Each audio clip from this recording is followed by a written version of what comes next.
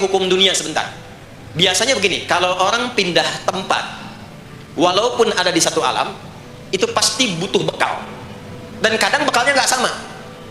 Contoh, nanti Ramadan, setelah itu masuk Idul Fitri. Biasanya ada mudik ya. Mungkin nggak mudik kalau nggak ada bekal. Saya sering perhatikan setiap tahun, orang itu mau mudik kalau ada bekalnya. Masya Allah, cuman motornya bebek ya, tapi kan bekalnya ada yang singa, ada yang sapi ya. Itu ditambah lagi pelepah pisang, kasih dus lagi, kasih tulisan, sayang tunggu aku pulang gitu kan. Kan dikumpulkan kan. Dan saya pernah tanya, kenapa mas gak pulang? Gak ada bekal pak katanya. Jadi orang mau pindah tempat saja itu perlu ada bekal. Anda kesini kalau nggak ada bekal nggak mungkin sampai. Sekarang kalau pindah dari Indonesia ke Singapura, sama nggak mata uangnya? Beda. Di Malaysia sama nggak? Semakin jauh ke Saudi, ke Amerika, hukumnya mengatakan setiap pindah tempat pasti bekalnya beda. Jangan pernah kita mengharapkan atau membuat hukum sendiri ketika pindah tempat. Jadi sesama dunia saja tempatnya, bekalnya sudah beda. Sekarang Anda menginginkan pindah alam dari dunia ke kuburan, bekalnya pengen sama, mustahil. Makanya sejak kita meninggalkan dunia, semua paket dunia tanggal di atas. Pindah ke bawah, selesai. Nih bajunya ini nggak akan ikut nih, ganti. Ya namanya kafan kan, dan di kafan itu sudah nggak ada kantongnya. Coba dicek tuh, ada kantongnya nggak kan kafan tuh? Nggak ada. Dan ini nggak akan dibawa nih, handphone yang bagus lagi dipakai ngerekam nih, nggak akan ikut. Saya mau dipakai aja, ntar kalau malaikat nanya mana buka, nih sudah pernah ikut kajian. Rombongan Ustaz Adi. Ya beda, ini beda alam. Maka yang ikut apanya? Yang ikut tuh hasanahnya, value-nya, nilai kebaikannya. Ini yang kita yakini, ini yang kita imani. Jadi mumpung masih ada kehidupan, perbanyak. Kalau dulu sadar banyak yang salah, sekarang sisanya ganti dengan yang soleh. Kalau sudah diperlihatkan, sekarang kan banyak yang viral di YouTube, dilihat, didengar oleh telinga kita, disimak oleh kita, orang meninggal sedang sholat, orang meninggal setelah menjadi pemulung kebaikan, orang meninggal dalam keadaan baca Quran, diperlihatkan di mata kita. Kok bisa buka YouTube yang keluar di beranda itu? Itu kan hidayah. Jadi kalau sudah ditampakkan di depan mata, ya, didengar oleh kita, terlihat langsung, maka yang disadari salah yang dulu ganti dengan yang soleh sekarang. Kalau tidak kita lakukan, maka rugi kita saat pulang. Ini yang dimaksud surah ke-103. Wal asr innal insana lafi khusr illa alladziina amanu wa amilus shalihat, amal saleh. Nah, ini nanti yang dibawa pulang ke sini. Ya, sini. Nah, bagaimana melatih supaya semua kegiatan kita itu jadi soleh? Gimana latihannya? Karena nggak mudah untuk melakukan itu. Belum tentu bangun itu langsung soleh, itu belum tentu. Belum tentu kita makan itu mendapatkan sumber yang benar dengan cara yang benar. Bagaimana melatihnya? Maka Allah berikan kepada kita waktu-waktu khusus untuk berlatih diri tersambung dengan Allah, yang dengan ketersambungan itu akan menjaga kita di semua keadaan, baik berdiri, jalan, duduk, kerja di kantor, tidur, rebahan. Sekarang banyak kaum rebahaners ya, tiduran, itu dipastikan kalau tersambung dengan Allah, terkoreksi, semuanya soleh. Karena kalau ingat, ya saya duduk ingat Allah, kalau ingat di pekerjaan ingat Allah, mustahil kita bisa menuliskan sesuatu yang Allah tidak sukai. Tambahin nolnya, ya, bikin paraf, tanda tangan pada proyek yang tidak benar, mustahil, karena ketika sedang tanda tangan ingat Allah. Ya. Nah, dalam bahasa Arab, sesuatu yang tersambung dengan kuat sehingga selalu menempel dan sulit terpisahkan, itu bahasa Arabnya disebut dengan silah. Dari wasala yasilu silah. Ibadah yang melatih kita untuk terus tersambung sehingga ingat pada Allah di setiap keadaan, yang dengan ingat itu menjadikan otomatis amal perbuatan kita ingin dipastikan diridhoi dan disukai oleh Allah sehingga berubah menjadi soleh. Ibadah yang melatih kita untuk mendapatkan itu disebut dengan sholat namanya. Sholat. Makanya sholat disebut sholat bukan hanya mengandung unsur doa, tapi latihan yang Allah berikan kepada kita untuk mengoneksikan diri kita sehingga dalam semua kegiatan kita ingat Allah. Itu yang dimaksud di Quran surah keempat An-Nisa di ayat ke-103. Ya. Fa idza qadaitumus sholata, maka jika Anda telah tuntas mengerjakan sholat, fadhkurullah. Ciri orang yang berhasil sholatnya adalah dia mampu mengoneksikan dirinya dengan Allah. Makanya kalau sudah selesai sholat, kita sudah ingat Allah. Nah, kalau belum ingat Allah, diminta coba ingat lagi. Selesai sholat, jangan buru-buru meninggalkan tempat kita sholat. Ingat dulu, sambungkan dulu, sehingga saat keluar dari tempat kita sholat sudah ingat Allah. Bahasa Arabnya mengingat Allah itu disebut dengan zikir, zikrullah. Karena itu sholat disebut dengan zikir. Buka Quran surah ke-20 Toha ayat ke-14. Saya nggak akan keluar dari Quran hadis sehingga nggak bisa didebat. Nggak bisa didebat. Anda nggak bisa debat karena ini bukan pikiran, karena ini Quran dan hadis. Quran surah ke-20 Thaha ayat ke-14. Innani anallahu la ilaha illa ana fa'budni wa aqimis salata lidzikri. Salat disebut dengan zikir. Zikir itu artinya ingat. Makanya tadi saya katakan di awal, salat itu melatih kita supaya ingat Allah. Karena itu ketika kita salam, assalamualaikum warahmatullahi wabarakatuh, assalamualaikum warahmatullahi wabarakatuh, belum ingat kita kepada Allah, maka diminta zikir pasca salat. Setelah salat ada zikir kan? Dan zikir pertamanya apa? Hadis Muslim, astaghfirullah, astaghfirullah, astaghfirullah. Itu yang paling singkat. Kalau mau agak panjang, astaghfirullahalazim, alladzi la ilaha illa huwal hayyul qayyum wa atubu ilaihi. Kenapa istighfar? Karena kita memohon ampun kepada Allah. Kalau dalam salat tadi belum nyambung sama Allah. Karena ada orang yang saat salat bukan ingat Allah, dia masih ingat dunia. Padahal dari sejak awal salat sudah diminta buang urusan dunia ke belakang. Makanya kita bertakbir, itu ada kitabnya. Asrarus shalah, nadharat fi ma'anis shalah. Ketika Anda mulai bertakbir, takbir begini. Allahu akbar. Kenapa mengangkat tangan gini salah satunya? Di antara maknanya, buang urusan dunia ke belakang. Pasrahkan dirimu kepada Allah. Kalau salatnya ingin khusyuk, jangan bawa urusan dunia ke dalam salat. Buang. Yang menjadikan seseorang kurang khusyuk begitu takbir, dunia masih dibawa. Lisannya berucap Allahu Akbar, tapi pikirannya motor Hu Akbar, mobil Hu Akbar, ya kan? Status itu belum diupdate Hu Akbar, ya, miss call belum dibalas Hu Akbar. Itu bermasalah. Sehingga mudah dikerjai setan. Ada setan namanya khanzab di Sunan Abu Daud. Saat seseorang mulai bertakbir kata Nabi, fayaqulu syaitanu, di situ setan mulai beraksi. Sebelum takbir kita dibikin fokus. Anda silakan praktekkan. Kalau mau sholat rasanya fokus. Tapi mulai bertakbir Allahu Akbar, setan mulai beraksi kata Nabi. Udhkur kata, udhkur kata. Ingat ini, ingat itu. Hatta la yash'ural musalli kam rak'atan yusalli. Sampai ada orang sholat yang tidak sadar berapa rakaat sedang menunaikan sholatnya. Subuh berapa rakaat tadi? 2 diucapkan, tapi ketika dipraktekkan ada yang 3. Ada yang 1. Ya, ada yang begitu. Ada, tapi di hati saya gitu ya. Nah ini. Makanya setelah kita sholat, salam, assalamualaikum, assalamualaikum, itu kita mencoba menyempurnakan dengan apa? Istighfar dulu. Kalau tadi ada yang belum tersambung. Setelah itu apa? Kita sambungkan. Allahumma antas salam, subhanallah, alhamdulillah, Allahu akbar. Makanya dilatih 33 kali. Sekali belum nyambung, 2 kali. 2 kali belum nyambung, 3 kali. 3 kali belum ingat, 4 kali. Masa iya sih sampai 33 kali belum ingat juga? Bapak nama siapa? Joni. Siapa Pak? Joni. Siapa? Joni. Siapa Pak? Apa nggak dengar saya Joni? Itu baru 3 kali.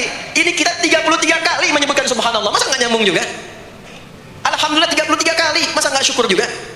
Dilatih. Kalau sudah terkoneksi, inilah dia.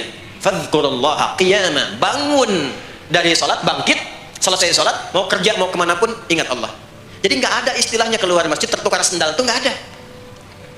Ada di sini yang tertukar sendal? Banyak. Insya Allah tidak ya. Kalau ingat Allah tuh nggak mungkin tertukar. Jadi begitu Anda akan menggunakan, yang punya orang lain sadar tuh. Astagfirullah, Allah mengawasi, bukan punya saya walaupun mirip. Ya, walaupun mirip. Ya, pakai yang punya kita itu akan diarahkan. Tapi kalau nggak ingat ada yang mengawasi, nggak ingat ada yang lihat, nggak ingat akan dihisab. Mana ya tadi? Oh, ini dia, masya Allah lupa saya. Pakai masya Allah lah gitu. Dia pakai yang paling bagus tuh. Pulang dia, padahal dia ke masjid tuh nggak pakai sendal. Pekerjaan juga begitu, nggak akan sembarangan ngambil yang bukan haknya, kerjakan proyek yang tidak benar. Demi Allah, kalau di Indonesia ini mestinya benar semua sholatnya makmur. Wah, para polisi itu tenang tugasnya gitu. Ya. Tentara juga nyaman, di pekerjaan tuh nggak usah ada CCTV, ya, nggak usah ada e-tilang, nggak usah ada kamera di jalan, gitu kan? Ini karena kenapa? Latihannya nggak maksimal. Ini pentingnya sholat itu. Jadi semua menjadi amal soleh, semua jadi amal soleh. Begitu ingat Allah, maka berdiri ingat Allah, jalan ingat Allah, duduk ingat Allah, berbaring pun ingat Allah. Kalau sudah ingat Allah, pasti disebut nama Allah. Ini yang dimaksud hadis Nabi. Qala Rasulullah sallallahu alaihi wasallam, kullu amrin dzi balin la yubda'u fihi bi bismillahirrahmanirrahim fa huwa abtar. Setiap perbuatan yang baik yang dibenarkan oleh hati setiap hamba, lalu diikutkan bismillahirrahmanirrahim. Enggak mungkin orang nyebut bismillahirrahmanirrahim kalau enggak ingat Allah. Minum, bismillahirrahmanirrahim. Makan, bismillahirrahmanirrahim. Bekerja, bismillahirrahmanirrahim. Itu ketika dikerjakan langsung jadi hasanah. 10 poin. Ada pahalanya. Dan jangan dianggap ringan ya, ini kalimat ringan, tapi menentukan saat pulang, saat meninggal nanti. Nah kalau nggak disebutkan bismillahirrahmanirrahim, atau tidak bacakan doa yang menyertainya, maka jadi dunia saja, solehnya hilang, tinggal amalnya. Dibalasnya di dunia, akhiratnya nggak ada. Itu yang dimaksud Quran surah ke-25, Al-Furqan, ayat 23. Wa qadimna ila ma 'amilu min 'amalin faj'alnahu haba'an manthura. Kalau ada orang berbuat baik di dunia tapi tidak disertakan niat akhirat, kami balas dunianya. Anda kerja belasan tahun, puluhan tahun untuk dunia aja, dapat gaji, dapat benefit, dapat penghargaan. Ada yang juara, ada yang dapat bintang, champion, ya, ada yang promosi jabatan, tapi niatnya untuk dunia. Allah adil, kata Allah, kerja keras dia untuk dunia, saya balas dengan balasan dunia. Tapi kalau diniatkan akhirat, dunia dapat, akhiratnya pun dapat. Kan kerjanya sama, etosnya sama, di tempat yang sama. Kita niatkan akhirat, gak ada ruginya. Begitu meninggal, dapat. Beruntungnya dan bersyukurnya kita sebagai muslim, kita itu lengkap informasinya. Urusan kubur ada informasinya, akhirat ada informasinya. Silahkan komparasikan dengan informasi dan sumber manapun. Ditemukan nggak yang informasi detail seputar kubur, seputar hisab, seputar kiamat, seputar surga, seputar neraka? Cuma di Islam. Itu yang kita syukuri, supaya kita siap-siap, bukan sekedar dibaca. Baca ada pahalanya, tapi siap-siap ada konsekuensi kebaikannya. Ini balik sini. Karena itu saya katakan dari awal, pertama Bapak Ibu sekalian, sholat itu menjadi ibadah paling pokok karena dia akan mengantarkan kita pada konektivitas yang kuat dengan Allah Subhanahu wa Ta'ala. Ini poinnya. Kalau sudah nyambung dengan Allah, bukan cuma jadi amal soleh. Orang-orang yang tersambung dengan Allah di semua aktivitas kehidupannya, maka akan mendapat jaminan langsung dari Allah Subhanahu wa Ta'ala yang memudahkan semua urusan hidupnya. Mudah sukses, mudah bahagia, mudah tenang. Semua kemudahan yang kita raih dalam konteks kebahagiaan, ketenangan, kesuksesan itu kalau digabungkan semua maknanya, berubah katanya menjadi falah. Apa namanya? Falah. Falah itu bahagia, sukses, nyaman. Kalau dibuka kamus English Arabic misalnya, falah itu bahasa Inggrisnya success and happiness. Bukan cuma bahagia, bahagia dan sukses. Bukan cuma sukses, karena ada orang sukses belum tentu bahagia. Saya sering tanya yang ini nih, dan biasanya para ibu yang juara menjawabnya itu. Ya, pilih mana? Kaya tapi gelisah, atau miskin tapi tenang? Miskin tapi tenang. Sukses tapi gelisah, ya, atau miskin tapi tenang? Sukses tapi tenang, ya. Sukses dan bahagia. Nah, sukses dan bahagia itu bahasa Arabnya falah. Ini poinnya. Falah. Ah, sekarang coba kita dengar baik-baik. Cek telinganya masih ada nggak? Cek telinga masih ada nggak? Setiap hari, di setiap pergantian waktu dalam sehari, pergantian waktu sehari itu ada 5. Dari mulai subuh ke siang, zuhur, ke sore, asar, mau habis sore menjelang malam, maghrib, muncul malam, isya. Itu setiap hari 5 kali berganti waktu diperdengarkan oleh Allah. Hambaku, kamu harus bahagia. Hambaku, kamu harus sukses. Apapun pekerjaanmu, sukses. Apapun aktivitasmu, harus bahagia, harus senang, harus tenang. Falah. Kuncinya apa? Sholat. Diperdengarkanlah hayya 'alas shalah, diperdengarkan di telinga kita. Telinga bahasa Arabnya udhun, jamaknya adzan. Maka kalimat yang diperdengarkan 5 kali sehari itu disebut dengan adzan. Dan satu-satunya lafaz yang diperdengarkan 24 jam di muka bumi ini tak pernah berhenti. Makanya setiap tempat terjadi perbedaan waktu sholat. Ya, di sini tadi subuhnya jam berapa? 4.13, 12, 49, 4.10, terjadi perbedaan pendapat tentang waktu subuh. Ya, ini menandakan bahwa bukan dari tempat yang sama. Saya di Bekasi tadi 49, 4:09, sini 4:13. Jadi setiap detik, setiap menit, ini adzan, sana adzan, ini adzan, sana adzan, terus bersautan. Dan kalau kita dengarkan sedunia itu dari beda waktu, 24 jam diperdengarkan. Hayya 'alas shalah, ayo salat. Kenapa masih salat ya Allah? Hayya 'alal falah. Dengar tuh baik-baik kata Allah. Salat akan mengantarkan engkau pada kebahagiaan. Salat mendekatkan engkau pada kesuksesan. Salat mengantarkan engkau pada kedamaian. Makanya kalau orang salat pasti tenang hatinya. Kalau nggak percaya silahkan. Salat itu diantara manfaatnya mendatangkan ketenangan. Salat mendatangkan kesuksesan. Karena itu, salat bukan hanya ibadah yang diwajibkan pada umatnya Nabi Muhammad SAW saja, tidak. Semua nabi dan rasul yang pernah bertugas di bumi itu semuanya salat dan meminta umatnya salat. Hanya memang kita yang paling sempurna menunaikannya, caranya. Ya, dulu umat nabi-nabi lain juga salat. Contoh, Nabi Musa sholat, nanti diviralkan di Quran surah ke-20, Thaha ayat 14. Nabi Isa alaihi salam, yang paling dekat ke Nabi Muhammad 600 tahun sebelum Nabi lahir, itu sholat. Beliau sholat. Diviralkan di Quran surah 19 Maryam ayat 31 sampai 33. Ya, sampai ke 33-nya wa ja'alani mubarakan aina ma kuntu wa awsani bis shalah. Salat. Siapa lagi? Nabi Zakaria. Nabi Zakaria itu kapan beliau mendapatkan berita gembira akan punya anak? Saat sholat. Jadi berdoa, masuk ke mihrabnya Maryam, melihat Maryam punya banyak keistimewaan, maka beliau sholat di mihrabnya itu. Di Quran surah ketiga Ali Imran ayat 38 sampai 39. Hunalika da'a Zakaria rabbah qala rabbi habli min ladunka dzurriyyatan thayyibah innaka sami'ud du'a. Turun jawaban, fanadathul malaikatu wa huwa qa'imun yusalli fil mihrab. Annallaha yubashshiruka bi Yahya. Jadi Nabi Zakaria itu dapat berita akan punya anak namanya Yahya saat sholat. Di sholat itu kalau dikerjakan bisa berdampak pada percepatan terkabulnya doa. Minta apapun dijawab sepanjang maslahat.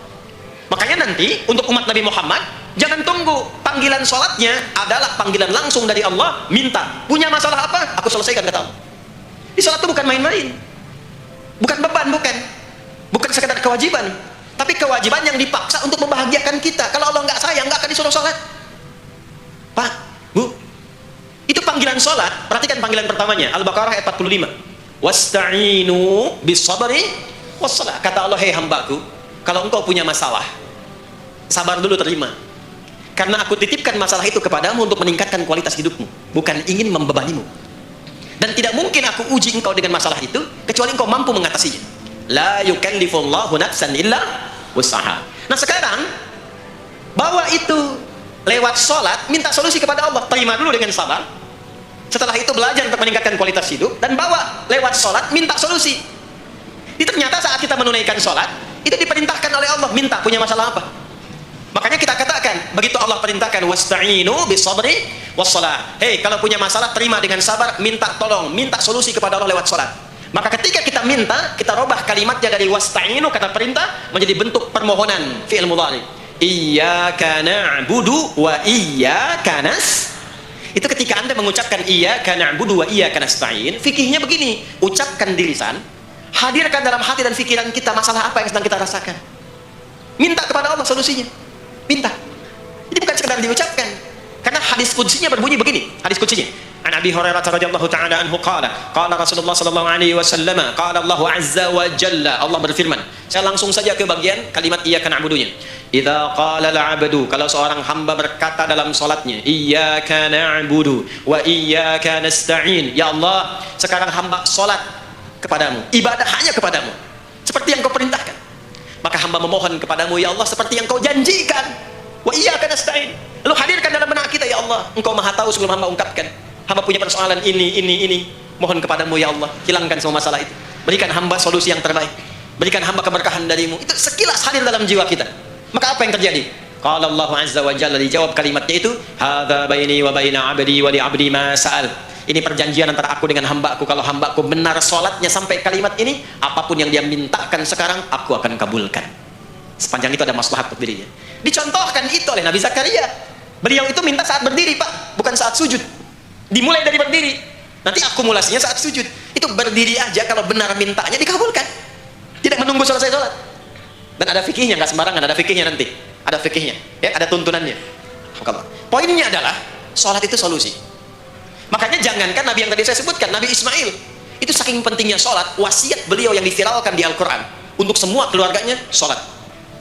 Ada di Quran surah 19 Maryam ayat 55. Wa kana ya'muru ahlahu bis-shalah.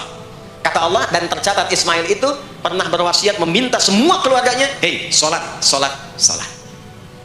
Jadi kalau kita mau urut sampai ke atas, semua sholat.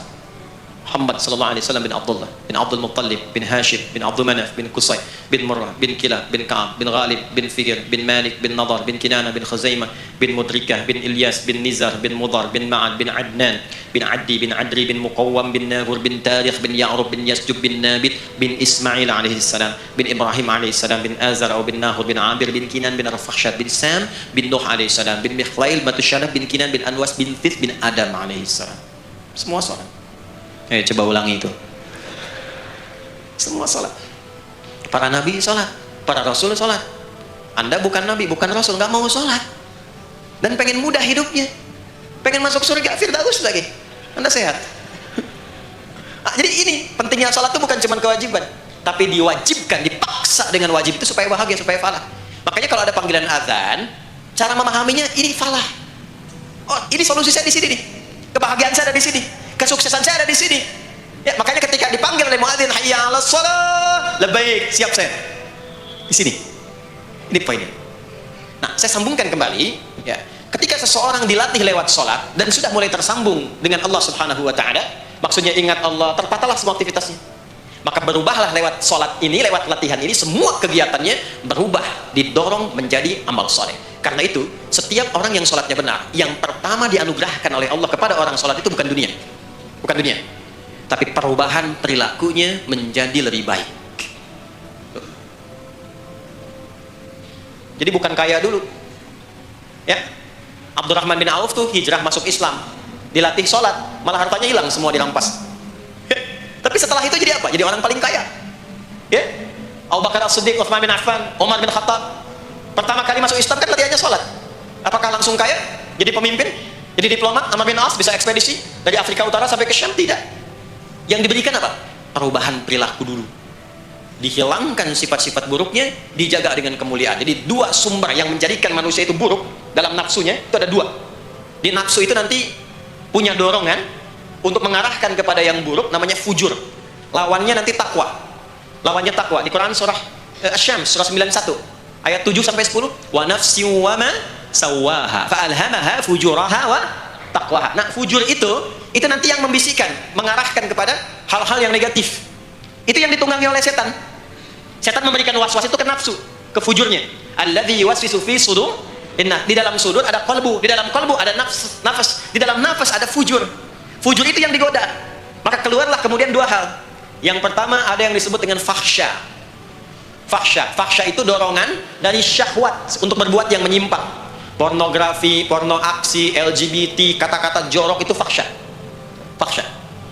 Nanti temannya adalah mungkar. Mungkar itu keburukan yang diingkari, ditolak oleh hati, sumbernya nafsu perut dan akal. Mencuri itu mungkar, merampok itu mungkar, korupsi, membunuh, menipu itu mungkar. Jadi sumber keburukan itu cuma dua. Kalau bukan fahsya itu mungkar. Orang yang sholatnya benar, maka parameternya itu, ukuran pertama kali dia dapatkan adalah ditutupnya oleh Allah, dijaganya oleh Allah keadaan nafsunya, sehingga dia tidak dikontrol oleh perbuatan fahsya dan mungkarnya. Maka aktiflah sinyal takwanya. Takwa itu lawan nafsu. Makanya nanti kaitan takwa dengan nafsu sama-sama disebutkan. Nafsu 115 kali, takwa yang terkait fungsi nafsu 115 kali. Takwa digembosi, ya, awas, diwaswasi oleh setan, setan disebutkan 88 kali. Takwa disupport oleh malaikat, malaikat di Quran disebutkan 88 kali. Ini bukan ilmu tak-atik, hitung sendiri aja kalau mau.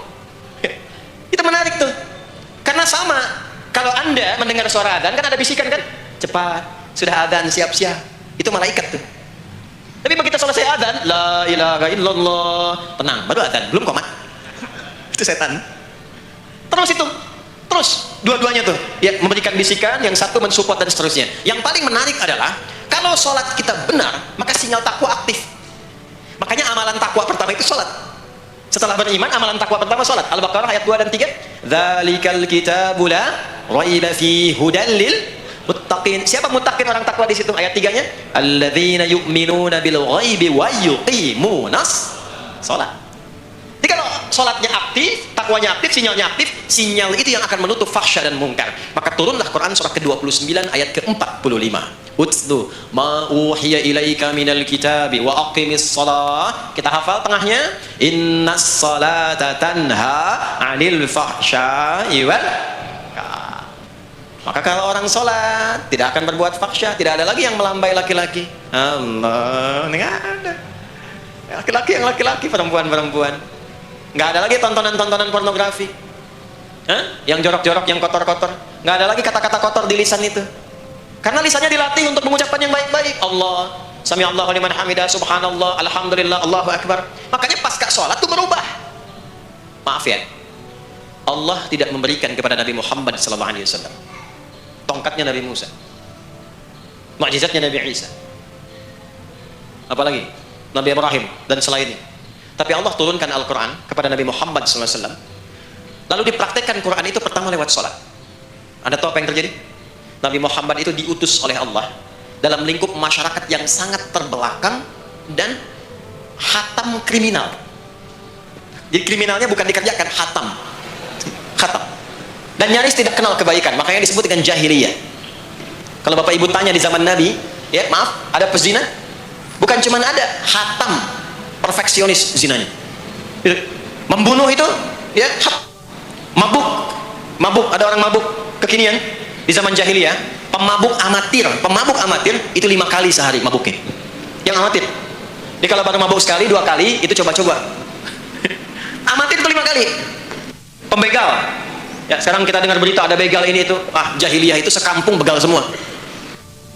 Kampung Gifar. Tapi Allah menghendaki Rasulullah latih lewat salat. Apa yang terjadi? Berubah jahiliyah itu, berubah menjadi khairu ummah. Umat terbaik yang paling teladan, yang menginspirasi, yang pernah berkehidupan di bumi. Sampai pada saksiannya dari Allah langsung turun Quran surah ketiga Al-Imran ayat 110. Kuntum khaira ummatin ukhrijat linnas. Jadi kalau ada orang dermawan, itu yang paling dermawan. Kalau ada orang sabar, itu yang paling sabar. Kalau ada pasar yang paling ideal, itu yang paling bagus. Berubah itu. Ya. Kenal Abu Dzar Al-Ghifari? Oh iya, kenal. Enggak. Abu Dzar Al-Ghifari itu nama aslinya Jundub bin Junadah. Di antara pemimpin begal di zamannya. Dari kota Ghifar. Ghifar itu kampung begal asalnya. Ya, alhamdulillah. Masuk Islam. Datang ke Mekah. Bertemu dengan Rasulullah. Begitu masuk Islam, kata Jundub bin Junadah, ya Rasulullah, ausini au kama qala, berikan saya nasihat. Kata Nabi, pulang sekarang. Kata beliau, enggak, saya mau umumkan keislaman saya depan Ka'bah. Kata Nabi, jangan lakukan. Sekarang orang masih belum tahu tentang Islam, nanti marah kamu dipukuli. Kata beliau, ya Rasulullah, saya ini membegal terang-terangan, masa bersyahadat sembunyi-sembunyi? Maka keluar ke depan Ka'bah, dia katakan, ya masyarakat Quraisy, hei semua orang Quraisy. Datang orang, ushidu bi annahu la ilaha illallah wa anna Muhammad Rasulullah. Aku bersaksi, syahadat la ilaha illallah Muhammad Rasulullah. Kalian mau apa? Dipukulin sampai pingsan. Sampai ketika akan diteruskan, ada riwayat mengatakan datang Sayyidina Ali bin Abi Thalib, ada yang mengatakan Sayyidina Hamzah, ya, bin Abdul Muttalib radhiyallahu ta'ala anhum jami'an. Datang menyampaikan, jangan teruskan. Kalau ini meninggal, ini wafat, kita akan celaka karena kafilah kita akan lewat desa Ghifar. Kalau lewat Ghifar gak akan berhasil niaga kita, katanya. Ya, karena akan dihabisi semuanya orang Ghifar. Maka dibiarkan pergi, pulang. Tahu apa yang terjadi? Begitu Nabi hijrah ke Madinah, dikagetkan dengan suara kaki yang berdecak-dencak, bang, bung, bang, bung, bang, bung. Ternyata ada berita gembira, sekampung begal Ghifar itu masuk Islam semuanya, berubah jadi baik. Untuk menginspirasi generasi kemudian, maka dipopulerkanlah oleh beliau kunyahnya dengan nama daerahnya. Sayalah Abu Dzar Al-Ghifari. Al-Ghifari itu maksudnya apa? Dulu saya ini berasal dari Ghifar, kampung saya kampung begal. Cuma karena saya masuk Islam, diajarin sholat, diajarin baik, sekampung baik semua. Ya. Makanya orang-orang Arab setelah itu, bahkan non-Arab, kalau datang memperkenalkan daerahnya. Imam Al-Bukhari, itu nama aslinya bukan Al-Bukhari. Nama aslinya Muhammad. Punya bapak namanya Ismail. Punya kakek namanya Ibrahim. Kakek buyutnya Al-Bughirah. Yang buyutnya Al-Bardizbah. Tinggal di kecamatan Ju'fah, Kabupaten Bukhara, Provinsi Khorasan, sekarang negaranya Uzbekistan. Karena berasal dari Bukhara, datanglah beliau kemudian ke Arab. Sekarang ke Jazirah, ke Mekah, ke Madinah. Memperkenalkan, saya bukan orang Arab, saya dari Bukhara. Rumusnya tambah alif lam di depannya, ujungnya tutup dengan i. Al-Bukhari, saya dari Bukhara. Diperkenalkan, maksudnya apa? Islam sudah masuk ke tempat saya. Orang-orangnya sudah baik, orang-orangnya sudah khusyuk. Itu memperkenalkan. Orang tua kita, Syekh Yasin dari Padang, maka diperkenalkan Syekh Yasin Al-Padangi. Syekh Ahmad Khatib dari Minangkabau, Syekh Ahmad Khatib Al-Minangkabawi. Syekh Abdul Somad dari Palembang, Syekh Abdul Somad Al-Palembangi. Syekh Nawawi dari Banten, Syekh Nawawi Al-Bantani. Ya, nanti ada Pak Ghafur dari Pondok Indah, ya, Masjid Raya Pondok Indah, datang ke Mekah umrah haji, ana Ghafur al Masjid Raya al Pondok Indah. Itulah salat. Jadi salat itu merubah keadaan kita lebih baik. Itulah sebabnya kenapa 5 waktu. Karena Allah inginkan di setiap waktu kita jadi orang baik. Di setiap waktu kita bahagia. Setiap waktu selesai persoalan. Datang masalah subuh, ya, antara subuh ke zuhur kan ada masalah tuh. Nggak mungkin ada orang dari subuh ke zuhur nggak punya masalah tuh, nggak mungkin. Tuh wajahnya udah kelihatan tuh. Ya, makanya kita datang, ya, menghadap kepada Allah, minta diselesaikan, minta diberikan taufik, sujud kita. Diberikanlah solusi. Zuhur ke asar ada masalah, datang saat asar. Asar ke maghrib punya masalah, datang. Makanya semua ulama dulu seperti itu. Al-Bukhari itu menuliskan kitab sahihnya itu 16 tahun. Setiap satu hadis akan ditulis, salat dulu. Salat dulu. Begitu tenang, nyaman, baru tuliskan. 16 tahun. Itulah salat. Nah, dari sekian waktu yang 5 kali itu, ada waktu yang spesial. Waktu spesial inilah yang ingin saya bahas, yang tadi disampaikan dalam pengantar sambutan. Jadi ini inti yang mau saya katakan. Ini barusan muqaddimah tuh. Barusan muqaddimah. Baik. Kan kita salat berapa kali sehari? Kita hitung. 1, subuh. 2, zuhur. 3, keempat. Yang kelima, isya. Berapa jumlah rakaatnya? 17. Baik ya. Itu nomor telepon untuk koneksinya. Koneksi kita dengan Allah nomornya catat ya, 24434. Ya, kalau ditanya berapa nomor koneksi dengan Allah? 24434. Subuh 2, zuhur 4, asar 4, maghrib 3, isya 4. 5 waktu kan? Baik. Di 5 waktu ini kita dijaga, diinginkan menjadi hamba yang baik, bahagia, nggak lekat dengan masalah, tuntas semua. Saking sayangnya Allah sama kita. Kalau nggak sayang nggak disuruh sholat. Itulah sebabnya ketika diperintahkan menunaikan waktu sholat, diberikanlah gambaran waktunya. Tapi yang jadi persoalan kita sekarang yang akan dibahas, di antara sekian waktu itu ada waktu-waktu yang spesial. Ada waktu-waktu yang spesial. Dari mulai subuh ke isya itu ada yang dispesialkan oleh Allah karena ada bonus berlipat di dalamnya. Waktu apakah itu? Mari kita bacakan dulu mulai dengan Quran surah kedua ayat 238. Paling kanan sebelah atas di mushaf standar. A'udzubillahi minasyaitonirrajim. Bismillahirrahmanirrahim. Mohon izin saya agak lambatkan sedikit ritmenya karena ini inti yang mau kita bahas. Tadi muqaddimah makanya saya percepat ya. Hafizu 'alas salawati was salatil wusta wa qumu lillahi qanitin. Hafizu. Kalau Bapak Ibu lihat mushaf terjemah, diterjemahkannya dengan jagalah. Jagalah itu ihfazu, hafidha yahfaz. Tapi kalau ada alif setelah hafidhu, itu berarti fi'il madhinya, past tense-nya, akar kata kerjanya hafadha, yuhafidhu. Alifnya mufa'alah, bermakna saling. Jadi mengartikannya begini, hafidhu 'alas salawati. Hei, hendaklah kalian saling menjaga waktu salat. Kalau saling itu sendirian atau banyakan? Banyakan. Jadi kalau bapak di rumah ada 5 orang, bapak, ibu, dan 3 orang anak, maka jangan soleh sendirian, Pak. Ingatkan anaknya, ingatkan istrinya. Istri bangun duluan, ingatkan suaminya. Makanya waktu sholat itu, maaf, jangan cuma disandarkan pada azan yang kita dengar di masjid, harus hafal. Bahkan nanti gini, di Quran surah keempat ayat 103 itu, di ujung ayatnya, itu ada penanda ciri standar orang beriman. Maaf, kita tanya dulu nih, kita beriman tidak hari ini? Halo, beriman? Hati-hati ya, karena kata Nabi ada yang subuh beriman, sorenya sudah kufur tuh. Ya, yusbihu mu'mina wa yumsi kafira. Hati-hati ya. Yuk, apa ciri orang beriman tuh? Iman itu konfirmasinya bisa didapatkan satu melalui suara adzan. Adzan itu sama dengan penanda waktu sholat. Tahu dari mana iman itu bisa dicek dengan suara adzan? Quran surah ke-8 Al-Anfal di ayat yang kedua. Innamal mu'minuna alladzina idza dzukirallahu wajilat qulubuhum. Sungguh insan beriman itu ciri standarnya bisa dilihat. Kalau disebutkan nama Allah, ada konfirmasi iman dalam hatinya. Jadi iman itu letaknya di kolbu. Nanti konfirmasinya lewat suara adzan, dipanggil, disebutkan nama Allah. Makanya disebutkan nama Allah 5 kali dalam sehari untuk mengecek iman ada nggak dari subuh sampai isya. Ya, Allahu akbar, Allahu akbar. Ada getaran di hati kita, sudah adzan. Nah, itulah iman. Itulah iman. Makanya orang yang punya iman dengan yang belum punya iman akan beda getarannya. Ini hanya dimiliki oleh orang yang punya iman. Ya. Yang belum punya iman nggak bisa, nggak punya itu. Allahu akbar, Allahu akbar. Surah apaan nih? Toanya kencang banget, ya. Tapi kalau orang beriman, Allahu akbar, Allahu akbar, ya Allah sudah adzan. Itu konfirmasi itu.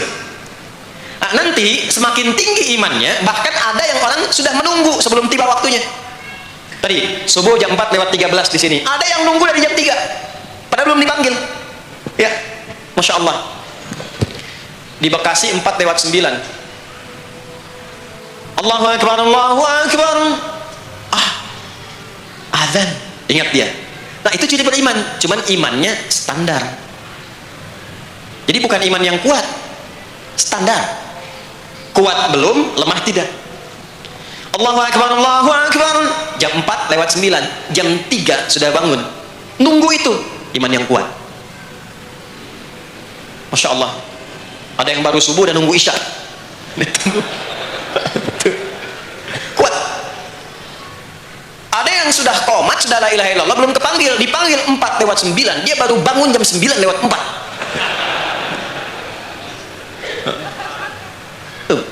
Nah, ini iman lemah di bawah. Ciri standar, karena dipanggil ingat, maka ciri standar orang beriman itu tahu waktu sholat. Harus tahu, Pak, Bu, itu standarnya.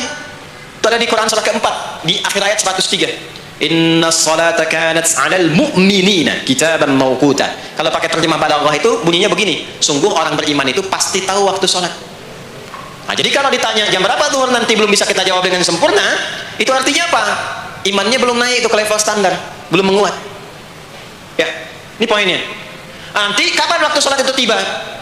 Kalau ada yang belum ingat, jangan dibiarkan tidak ingat. Makanya kata Al-Quran, saling menjaga ya waktu sholat itu. Jangan sampai di keluargamu, ada temanmu, kolegamu, bahkan tetanggamu itu nggak tahu waktu sholat.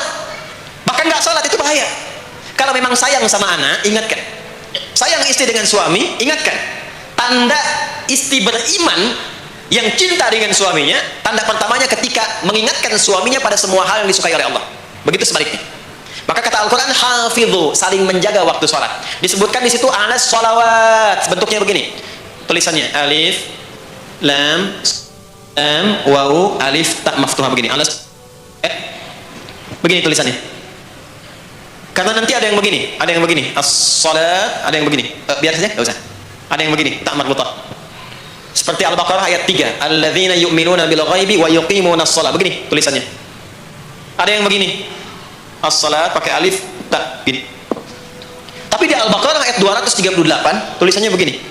Alas sholawati, taknya terbuka. Secara singkat begini, secara singkat. Kalau tulisannya begini, maka yang dimaksud sholat fardu. Yang dimaksud sholat apa? Sholat fardu. Sholat fardu itu ada berapa? 5 waktu. Maka kata Allah, hei, saling jaga ya. Waktu sholat yang fardu itu yang 5 waktu. Di antara yang 5 itu ada yang spesial. Was-sholatil wusta, waktu yang pertengahan, tengah-tengah di antara 5 waktu itu. Yuk kita tuliskan dulu sebentar. Sebentar. Sholat ada sholat apa saja? Subuh, kemudian zuhur, kemudian asar, kemudian nggak cukup, ambil ke sini, maghrib, kemudian isya.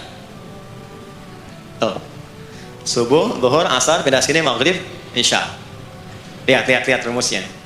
Jadi yang sholat pertengahan yang mana? Jangan lihat tulisannya itu, ya, karena subuh di tengah-tengah disebutnya subuh ya. Sholat pertengahan yang mana? Asar apa subuh? Subuh apa asar? Apa dalilnya? Kita pakai dalil. Nah, sholat pertengahan itu disebutkan oleh Nabi itu ada 2. Ada subuh dan asar. Qala Rasulullah sallallahu alaihi wasallam yata'aqabuna fiikum malaikatul laili wa malaikatul nahari fi salatil asri wa fi salatil fajri. Berebut semua malaikat yang bertugas di siang dan malam berebut membersamai kita. Kalau berebut itu artinya kalau ada yang berdoa diaminkan, kalau ada yang mohon ampun diistighfarkan oleh malaikat. Jadi malaikat yang minta kepada Allah, ya Allah ampuni si fulan, ya Allah ampuni si fulan, ya Allah si fulan, dan seterusnya sampai selesai. Itu khusus di salat asar dan salat subuh. Sampai kemudian fumayas'aduna ila sama. Kemudian mereka para malaikat itu kembali bertugas masing-masing, lalu Allah mengonfirmasi kepada mereka untuk menunjukkan kebenaran tugas malaikat yang tidak bermaksiat. Allah Maha tahu tentang hambanya. Maha tahu. Tapi Allah ingin menunjukkan kepada kita apa yang benar dari lisan malaikat itu, yang nggak pernah berdusta.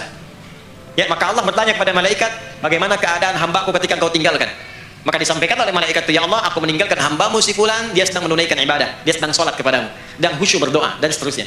Maka apa jawabannya? Saksikanlah. Ketika malaikat menyampaikan sedang ibadah, maka turun bonus dari Allah untuk mengampuni dosa si hamba itu.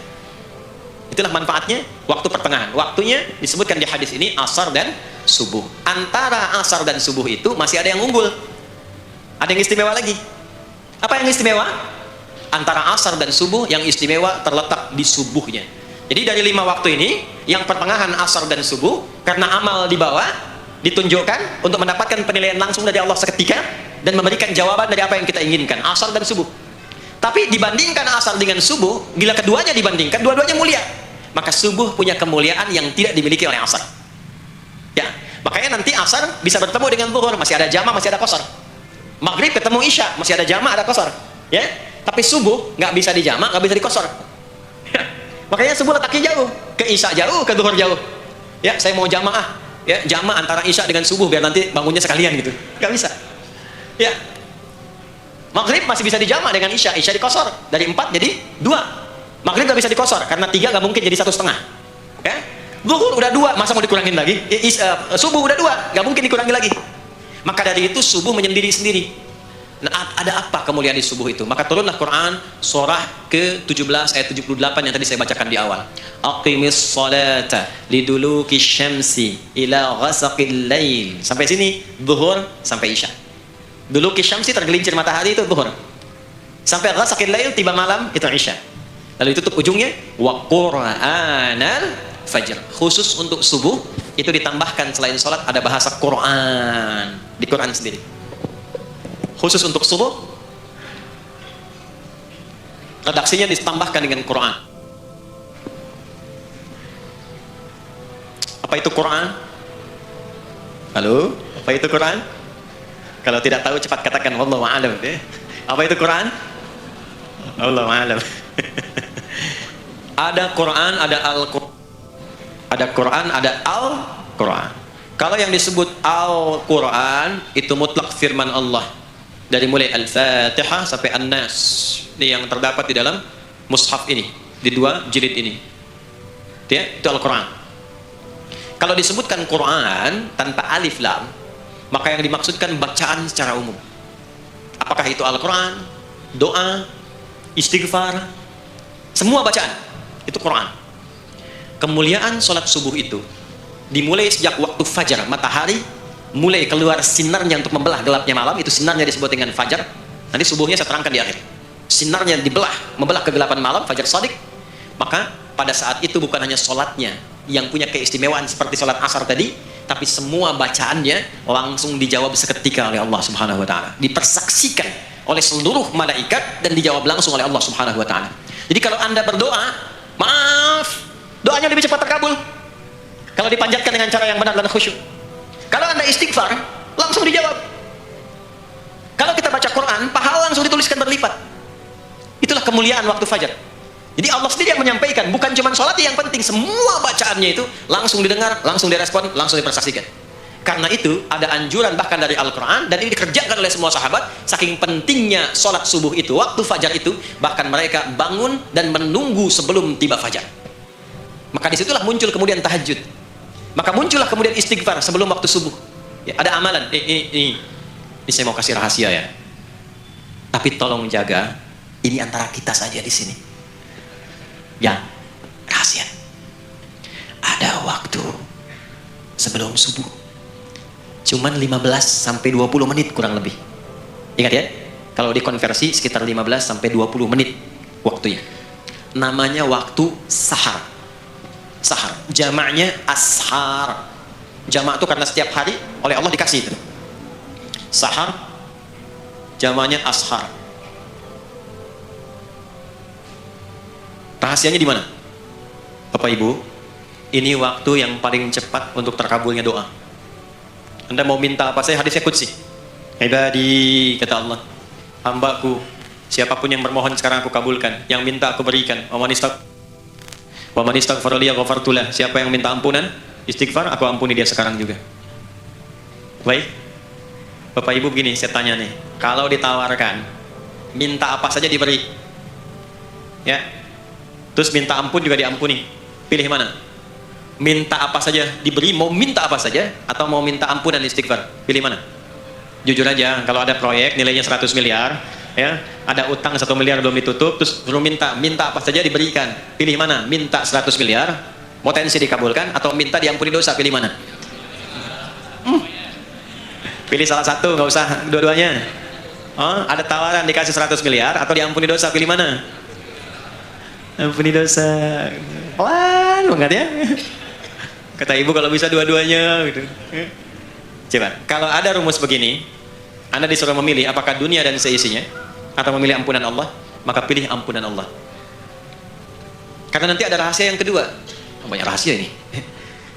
Ada rahasia istighfar. Istighfar itu kalau sudah menyatu dengan jiwa kita, sudah terbiasa maksudnya. Biasa istighfar dan jadi karakter. Jadi kebiasaan. Bukan hanya pasca sholat, di mobil istighfar, di kantor masuk istighfar, sudah kebawa, udah refleks itu. Faidah keutamaan untuk orang yang rajin istighfar itu ada 2. Satu, diampuni dosanya oleh Allah, yang cirinya nanti akan dijaga dari maksiat. Ya, bukan maksum, karena maksum itu untuk para nabi. Untuk para nabi dan rasul. Manusia nggak ada yang maksum selain nabi dan rasul. Maksudnya apa? Diberikan petunjuk oleh Allah untuk menjaga diri. Sehingga ketika dosanya diampuni, dia nggak berbuat dosa itu lagi.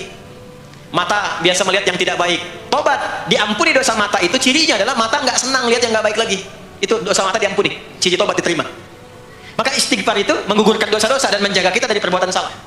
Yang kedua, orang yang sudah terbiasa beristighfar, itu doa cepat dikabulkan, bahkan sebelum ia memintanya dan memohonkannya. Jadi sebelum melafazkannya, itu bisa terjadi Allah sudah mengabulkannya.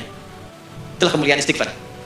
Nah, orang-orang yang istighfar menunggu waktu datangnya fajar, itu mendapatkan kemuliaan langsung dari Allah, sampai dikatakan di Al-Quran, disebutkan sebagai orang-orang yang akan menghuni taman surga yang sekarang sedang beraktivitas di dunia.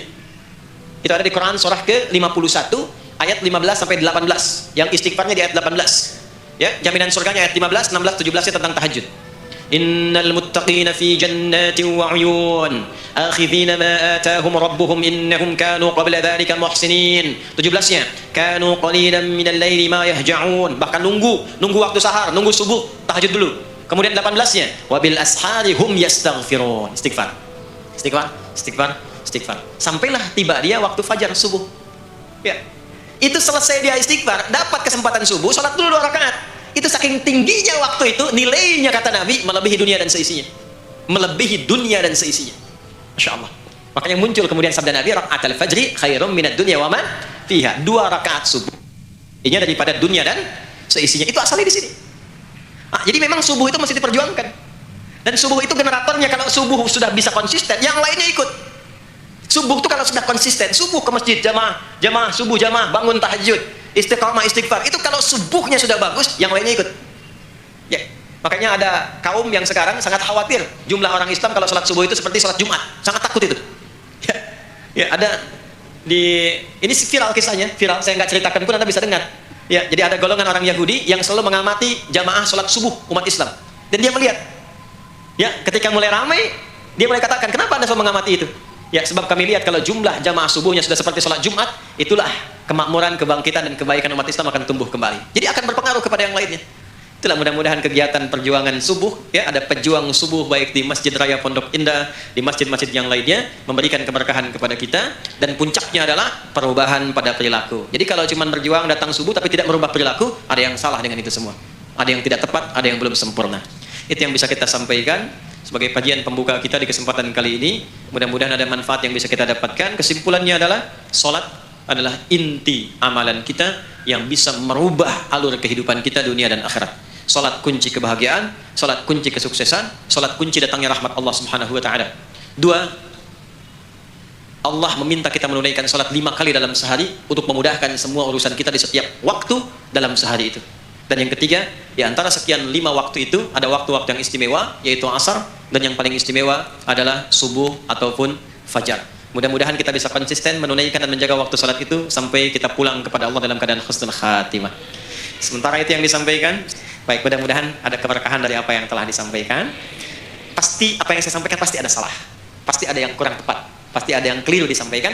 Mohon diingatkan supaya saya koreksi, tinggalkan yang salahnya, ambil yang benar, yang baik, yang kira-kira bisa diamalkan. Jauhi hal-hal yang bisa menjauhkan kita dari Allah, dan semoga kita semua diwafatkan dalam keadaan husnul khatimah insyaallah. Allahumma taqabbal minna innaka antas sami'ul alim wa tub 'alaina innaka antat tawwabur rahim. Allahumma nahmaduka hamdan syakirin kama 'allamtana an nahmadak wa nashkuruka syukran kama 'allamtana an nashkuraka antal muqaddim antal muakhir bi yadikal khair innaka 'ala kulli syai'in qadir. Allahumma ij'al jam'ana hadza jam'an marhuma wa tafarruqana min ba'dihi tafarruqan ma'suma. Ya Allah, jadikan pengajian kami pagi di siang hari ini pengajian yang Kau berkahi, dan bila pun kami berpisah, jadikan perpisahan kami mengantarkan pada kemuliaan yang lebih baik di sisimu. Rabbana la tad'alna fi maqamina hadza dhanban illa ghafartah. Ya Allah, jika ada pendosa hadir di majlis ini, jangan biarkan ia pulang kecuali Engkau telah ampuni segala dosa-dosanya. Wa la hamman illa farajtah, jika ada yang tengah merasakan kegelisahan, jangan biarkan ia pulang kecuali Engkau telah tenangkan keadaan hatinya. Wa la asiran illa yassartah, jika ada yang tengah mengalami kesulitan dalam kehidupannya, di rumah tangganya atau pekerjaannya, maka mohon dengan keikhlasannya angkat dan hilangkan semua kesulitannya. Rabbana atina fid dunya hasanah wa fil akhirati hasanah wa qina adzabannar. Wa sallallahu ala sayyidina Muhammad wa ala alihi wa sahbihi ajma'in. Wa akhiru da'wana subhanakallahumma wa bihamdika nasyhadu an la ilaha illa anta nastaghfiruka wa natubu ilaik. Walhamdulillahi rabbil alamin. Mohon izin, mohon sekali berikan saya akses untuk mudah keluar. Saya mencintai Anda semua, barangkali tanpa harus bersalaman pun saya mendoakan Anda semuanya, karena memang ada waktu yang harus saya kejar. Terima kasih, saya mencintai Anda semua. Assalamualaikum warahmatullahi wabarakatuh.